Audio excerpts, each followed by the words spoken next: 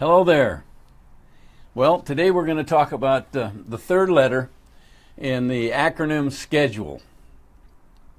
For those of you who've been following me, we've gone through the first two letters. And what I'm doing is I'm taking the 8 letters of the word schedule and I'm attaching a word to each letter that will help you better understand the benefits of ultimately developing and following a schedule, especially if you're in sales. The first letter obviously is S, and I chose the word stress.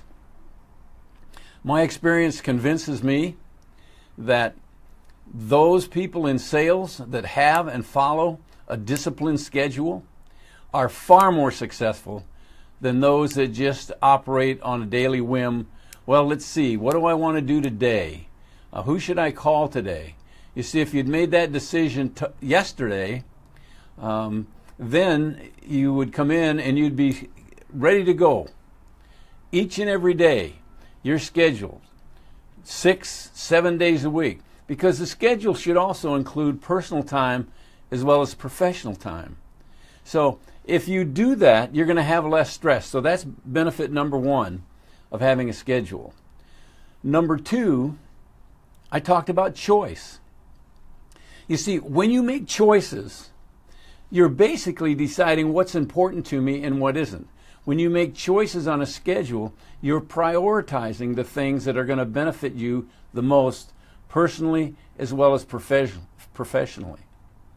The third word that I picked for today is the letters H, and the word is habit. If we have good habits, we're going to be more successful. If we have bad habits, we're going to have likely more stress, more challenges, and not have the successful career to the degree that we would like to have it. So when we talk about habits, here's the question. What one habit, if you could change tomorrow, do you think you have that would benefit you professionally? And what one habit do you have personally that you think if you changed it would help you in your personal life and as well as supporting your professional life? You see, we all have good habits and we all have bad habits. Well, I do anyway. And I think that I ask myself when I recognize I'm doing something I don't want to do, it's probably the result of a limiting belief. How did I get that belief? Who was involved in helping me develop that belief? In most cases, I didn't need help. I was capable of developing bad habits on my own. But the reality is, you can change habits. Habits become part of your subconscious. Just like riding a bike, it becomes a habit. You can lay off a bike for 15 years and get on one and start riding right away. Well, when you first started, every move you made on that bike was a conscious move. Now they're subconscious. Well, that's much like the rest of our life. When we get up in the morning, for the guys, we start shaving, hopefully just for the guys, we start shaving on the right side of our face, for me anyway, and for others, they may start on the left side, but they start in the same place every day. And ladies, when you get up and you put your lipstick on, you usually start just about in the same place every time. We have these habits, and they're just subconscious. We just get up and we do them. Exercise. My exercise took a long time for it to become a habit, where I got up in the morning and didn't question myself. I went into my gym and I started working out. Okay?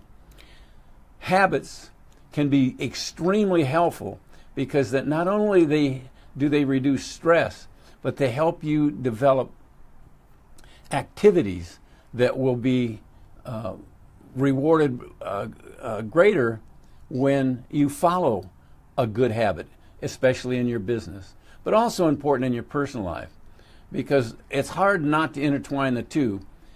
But the most important thing about your business life is to understand that it is a business. It's not a job, it's a business. And there's certain things you need to do in running a business that are going to give you the greatest reward. And so for the weekend, ask yourself, what one habit do I have professionally that I would like to change? And if I do, I think it would be very rewarding for my business. And then ask yourself, what one personal habit do I have? And Bill, you ask, how can I change habits? Well, it's real simple. Take your watch, if you wear one, from your left wrist, if that's where you have it, and put it on the right wrist or on the opposite wrist that you normally wear it. Leave it there for 21 days.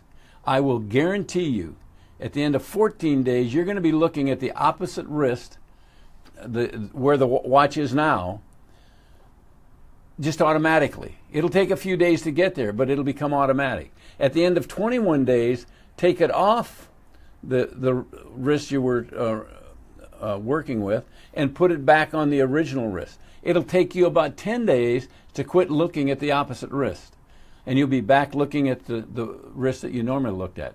You see, habits are easy to change. I made that more confusing than it had to be, but you get the picture. You can change habits. It just takes conscious effort for about 21 days, and you'll see a tremendous change. What one food, if you gave it up for 21 days, would make you feel better? What one habit can you develop for your business that will make you more productive if you develop it? So all I'm trying to do with this series on the schedule is to give you the reasons based on my experience working with corporate executives, salespeople, downline people, managers. We're all the same. We all develop habits, some good, some bad. I'm trying to make you conscious of the fact that if you develop a schedule for your business and even perhaps for your personal life, the housekeeper generally makes all the same decisions. What time they have to take the children to school, what time a Boy Scouts or Brownies or Girl Scouts have meetings. You have a schedule. You have a routine. I prefer to call it a schedule. When you have a schedule, it's purposeful because A, you make choices, and B, you develop good habits. Tomorrow, Monday, the letter is D. Think about it if you're listening and ask yourself, what would the letter D, the word for letter D, be that would make me have a more productive personal and professional life? It's kind of fun, a little game, okay? And let's see if we match up on Monday. Thank you all for being here. Have a great weekend, and thank you for joining me today. If you would like to receive more information and stay connected with me, sign up for Bill Mitchell's sign up for my exclusive Mindset Memos.